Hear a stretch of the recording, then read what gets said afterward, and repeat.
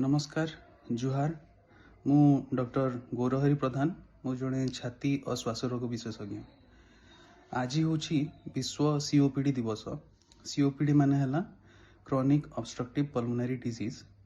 ए रोगटी यार लक्षण गुड़ाक साधारणतः श्वास रोग किंबा आजमा रोग सांगे समान थाए, जमीती कि धई सई हवा, छाती जाम लगे, काश हवा, कफ हवा, छाती बथा हवा, ये लक्षण गुड़िक जोटा कि साधारणतः श्वास रोग पर देखा दी था, सीओपीडी रे समान लक्षण गुड़ाक देखा दिए।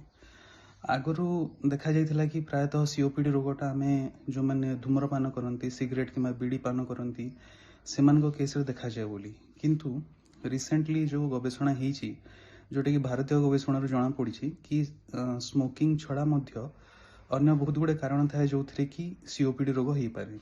जमीती कि जो मैंने इंडस्ट्री रे काम कर पॉल्यूशन फेस कर जो मैंने काठ चुली रे रांधुचंदी किंबा अन्य कौन जैविक वस्तु गुड़ाक व्यवहार करा जाए इंधन हिसाब रे से जो धुआं एक्सपोजर हुए से भी सीओपीडी रोग हो पारे। पॉल्यूशन लेवल बढ़ी चलती तो से पॉल्यूशन जो भी सीओपीडी रोग हो पारे। आ गोटे है कि जो मान को पूर्वर टीबी रोग कि जख्मा रोग होती छातीर टीबी रोग तो से केस सीओपीडी रोग डेवलप करि पारे।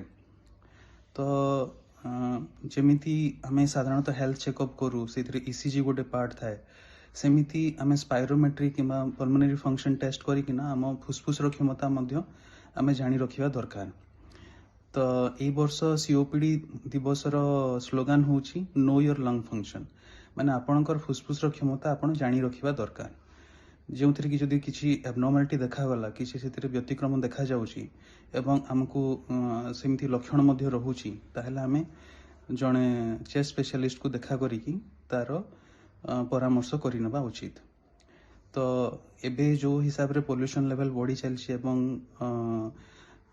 पार्टिकुलेट मैटर बढ़ी चलछि आम जलवायु रे सेथिरे आमे आम फुसफुस को सुस्थ रखिया पे सजग रहिबा दरकार। तो सेतिकी मु आपन को अनुरोध करी। धन्यवाद। जय मां समलेश्वरी, जय जगन्नाथ।